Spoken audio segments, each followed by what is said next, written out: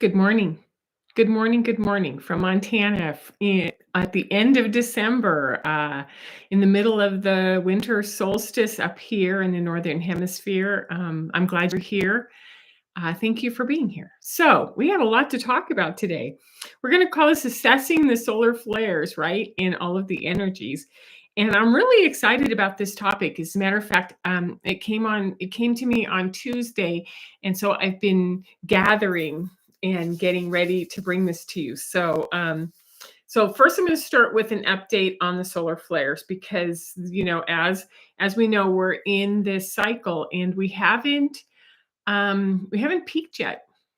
We haven't peaked yet. So what we're having is steady seas all week, and I've got the what do I want to say, the space weather report here, right? So this was Sunday. We had an M class, and then we had three C classes, maybe up to like C4, C5, and then as of the 19th, 20th, and 21st so far, we've been in M classes, M1, M2, M3.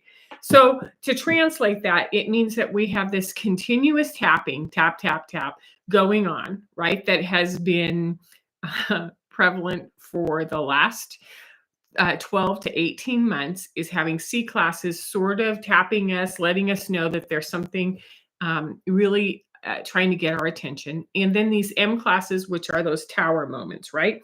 And I love this oh boy, this tarot deck.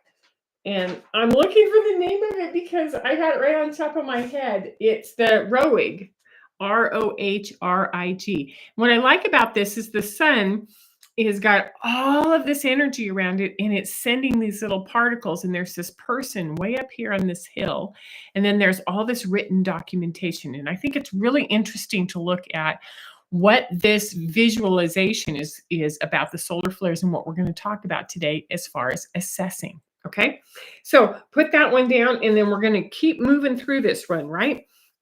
So, according to Pam Youngins, and I really suggest you go over to her because she does a morning review every single morning and sort of tells you what happened, tells you what the geomagnetic storms are, tells you what the astrological stuff and it's just way too big for me to unpack all of that other than to just keep giving you updates, right?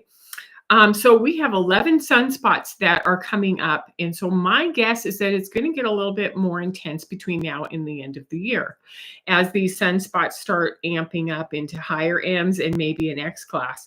And we'll see what happens because with these big energies coming in, it's time to build some tools, right? Now, before we go into assessing, we're also in this winter solstice or summer solstice. I'm just going to say solstice because depending on what part of the world you're listening, you're tuning in, right? That on this solstice, there's this stillness. So for 3-4 days, it's almost like the sun stops and then it starts to shift back into its old routine of, whether in the northern hemisphere starting to shift so that we have more light. Right? So there's that stillness, and that solstice is a sacred period between the 21st and the 24th. So we're in the middle of that. So what's it like to be in this sort of organic, calm, darker than most nights, longest nights of the year, and have this busyness and this chaos of this holiday, the traveling, the preparing, the shopping, what is it like and why are you doing all of that? That's what I would say is how did you continue to loop through this and continue it? So it's just another way to look at what's going on this year and what do I want to change, right? So let's go to assessing because I think it's the most important thing we want to talk about today, which is that this is a key tool. And in the tips, I'm going to run you step by step how to build this assessment tool, right? So it's how you step into assessment mode, that's funny, mode, and start to step into your own empowerment, right? Who am I? What am I seeing? What can I do about this? Because as we move into 2025, and we know that politically, naturally, as far as what's going on with our Earth, with the solar flares, with relationships, with changes, with revealing, with these drones in the sky, right? That we have a lot of information to take in, and we need tools to do this. So this is allowing your observer to run. It's like giving your observer permission. Give your observer, and I did two or three cards here. So I like this, that, allow your observer to bring in information. Allow you to have direct information that feeds you and tells you what it is. Oh, wow, what is it I need to do? I'm getting all of this. We want our observer to run and collect information and inform you. So we're gathering information, and I love this, and we're building some clarity, some absolute mental, and so we can embody clarity on every level, right? Because as we know, with this, the world is going to go up and it's going to go down, and it's going to go up and it's going to go down, and our job is to figure out where to put our focus. I like this one. This is a foundation piece on the mental suit of swords, which is, there's so much going on and it can be very overwhelming. This is what happens when I get the overwhelm in a reading. But how do you bring your focus, your laser focus, right? Where is he? Right to what matters, not what is tipping you. So that's why we're going to use this assessment tool, right? Okay, so to assess, we always have to start with the beginning of the root of the word. To assess is to determine value. It's to establish and rank significance. It's like, oh, that's important. That's more important than I thought it was. To understand, right?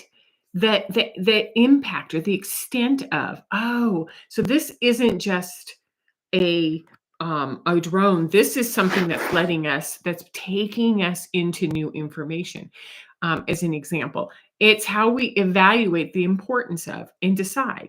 So the reason that assessment is so important as a tool, and it's a tool I've used to bring this information to you, is that I spent, oh shoot, from 2005 forward, first initially working in admissions, where I was reading through educational assessment tools, which are like 25 to 35 pages, and sort of looking at what are the key markers, how do I represent this kid to the clinical team so they can decide whether to admit. So building a solid assessment is a tool that I have had. It's really actually where my observer in my gathering of information on all levels really excels, right? So I also use that in coaching. I used to do that with understanding the parents, the family system, the child, and then present that to the clinical teams within the therapeutic programs that I partnered with. So this assessment, the ability to determine what's valuable information for them to know and what's just standard stuff that almost every kid has or every event has behind it, right? So we're becoming very discerning with what we have and how we gather information. So when we give ourselves permission to use this energy, right? And we put it in action, it's like, well, no, I'm not just passively collecting this information. I'm collecting it with a purpose. I'm scanning and collecting information like a detective so that I can determine what's important for me, right?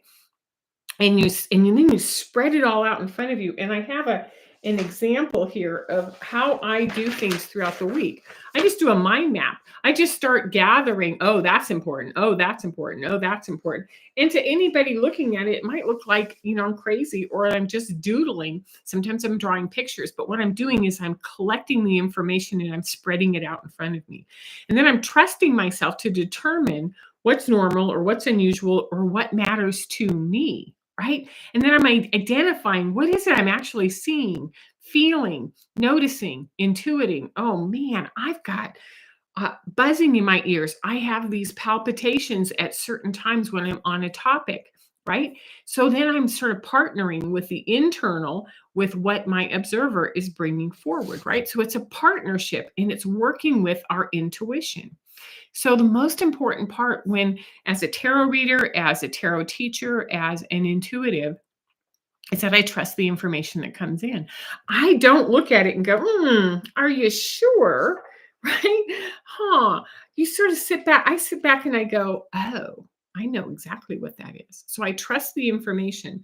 I trust that as it comes together, I love this card, the Magician. I'm starting to weave it into information that is unique because it's something that is a blend of several different, what do we want to call modalities, several different disciplines. And I'm presenting it in a professional way to myself and to you, right? So it's trusting what I feel. It's trusting what stands out. It's trusting the steps to take. It's trust. I mean, what I know about tarot is that the cards are always right. You can't throw a spread and then go, I don't know if I like that. I'm going to pick it up and throw them again because then you're out of sync with your inner guides and your intuition, and the cards never lie. Right. So there's also some tools like yes or no's. And when you do yes or no's, they are always right. You are, it's like if I'm going to ask that question and they say no, who am I to argue with my intuition? Oh, I think you're wrong today. No. Okay. So we're here for a purpose. We have an assignment, right? We volunteered to be here right now to use these kick ass, magnificent skills that we've been building over the last year, especially if you've been following me, right? And learning to understand what the flares are, learning and to understand what the energy is doing, what the upgrades within our cellular systems are doing to us, right? So we volunteered to be here now. That's the most important part. We volunteered to be here. So we engage the observer and we give it our mind to sort of sort out, which is like, you tell me, how am I going to get through all of this information? How am I going to get through that maze and get to that? I know exactly what's going on. How do I know where I'm going with this? I love these images. They just sort of jumped out because once you know that, then it's your responsibility to put what you know as your own energy into the earth. She's got this beautiful staff and she's putting this diamond energy into the earth, and the earth is turning green underneath her feet because she has that much power. So we lead ourselves through this, right? And so what sort of started all of this for me was this adjustment card within the Thoth deck, right? So this is Libra. She's standing up on her tiptoes on a sword. She's got these scales on either side, and she's in balance. And when she's in balance, she's trusting herself. She knows what to do, and it isn't making her nervous. Her breath isn't throwing her off. And if you notice, if you've ever tried to do a balance beam or stand on a rock in the river, as soon as you start to get nervous, your breathing goes and you start to fall off, right? This is the Light Seer's version of the same card, which is to trust that when these things are in balance, we are working. So we're going to talk about this, right? Because this imbalance is actually the most interesting part about this card. This is the right shoulder, Gebra, right? Which is on the tree of life, it's ruled by Mars. And this is where our willpower, which is I'm going to decide to use what information I'm gathering. And then partnering it with Tiphereth, our solar plexus, which is how we breathe and sustain our human energy field and our human body, right? So that we bring ourselves into full embodiment and balance. Because when we breathe, isn't that what that prana is, right? This is where we create balance. This is where we can monitor and adjust and then keep moving through life with these scales of balance. So I'm going to have 7 parts of this assessment tip. I want you to hang in there because I think it's important. It's going to be really fun to play with this. And I want to do a couple of housekeeping things first. One is that we're going to move the discussion group this week and next week because of the Christmas date of 25th and New Year's Eve. We're going to move it to Monday. So tomorrow night at 5 p.m., there's a link down below if you want to sign up and join in this discussion group. We're having a blast with it. It just keeps getting more interesting and bigger. Second is that I cleared the decks. I'm not traveling. I'm staying home and going over to my family's for Christmas Eve.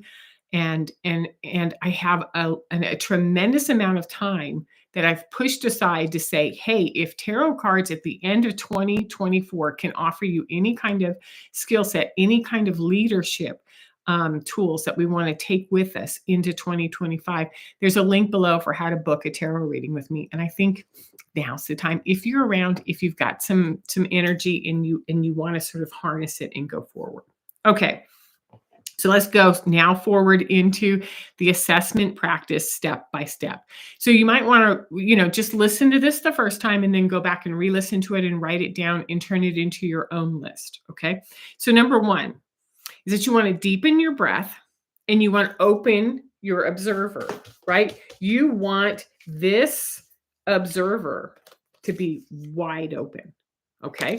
And you do it from a level of trust, right? So it's almost like the snail who puts the antennas up, and is like, okay, I'm safe. And if you don't feel safe, you pull it back down and then you open it back up. What we want to do is we want to open up our observer, we want to open up our sensitivities, our clairs, and we want to allow this information to come in with confidence. Like, I'm giving myself permission to collect information, or to at least start the access of information is the first. Okay. Number two, recognize when information comes in. When I'm scanning through different back channels and watching and going like, oh, that's interesting, because that matches up with the historical perspective I have over here. So what we're doing is we're recognizing that when information comes in, that it's new or it's different or it's valuable, right? You're assessing the value of it, which you might be that, oh, there's a lot of there's a high solar flare, there's some geomagnetic storms going on. This is making everybody at this table tonight rattle around a bit. Okay, I got it. I'm recognizing the information when it comes in. Okay, so the first one is to deepen and open your observer. The second is to recognize when the information is coming in. Number three, to collect the information and write it down. Again, going to this format, however you want to do it. You could make lists, you could draw pictures, you could use color coding, you could do whatever you want, is to write it down. Right? Because what you want to do is you want to take this information that you have and spread it out in front of you. So that oh, wow, I didn't just see this here. I saw it here, here, and here. So this is significant. So you have captured the important things that you need to know, not necessarily what the world needs to know, but what you need to know to navigate. So what you've done is you've collected and then spread it out. Like, okay, so if you could see my desk, I've got, I think at this point, 12 different tarot cards all spread out, where I can sort of pick them up and show you one at a time what I'm talking about. So that's sort of how I like to spread things out. Sometimes it's physical, sometimes it's on paper, sometimes it's in color coding. Depends on what my neurodiverse mind needs in order to understand what I want to talk about. Number four is to assess what has value to you. So now what we're doing is we're ranking these things in importance. Like, you know what? The solar flares I've gotten kind of used to, but this news about the drones has me more nervous than the solar flares do all of a sudden. Oh, or the government threatened shutdown, or the transition that's happening in January, or the earthquake that happened in the South Pacific, or. What you do is you find out what has value to you, right? So you're assessing your field, your energy. And you can use, if you're not sure, you can go, hey, I'm thinking that it's this and this. Then I go to yes, no's. So I'll stand and I'll ask my body, is this important? Yes or no? And then I'm like, oh, I'm putting a lot more fear onto this than what my field is telling me. It's kind of like, chill. Oh, not a problem. So you do yes, no's to clarify. You partner with your higher self and your guides, and you're like, can I ask a question about this? Yes. And how is this important for me to track? Is this one of the things that need to be on my value list? Because I really want to diminish it because it makes me uncomfortable. And it's like your inner self will keep pushing you towards what you need to do. Right? The other one, and I just learned this last night, and it was rock solid for me. And I've done different versions of this, is to sort of close your eyes, put your hand on your chest, take a deep breath, and ask your soul to show you what's important to you. And the most important thing is you do it in a quiet place. And when you ask that question, then you turn it with a blank piece of paper and you just let yourself write.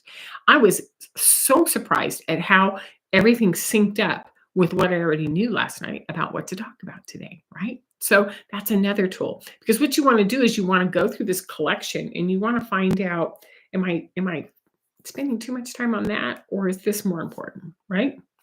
Number 5, trust what comes through so that you can take action. You have to trust it and say, I agree with this. This is important before you take action or take a step to change, to change your schedule, to adjust, right? To where to go, to rebalance, right? To make sure that things are in sync again, right?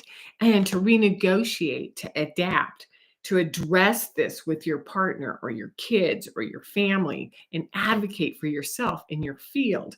And almost address like that FOMO, like, man, if I don't go do that, everybody else is going to go over there. And you're like, but my body needs this right now. Right. So trust the answer and then take action off of what you trust. Okay. Number 6, teach the people in your life what you're doing.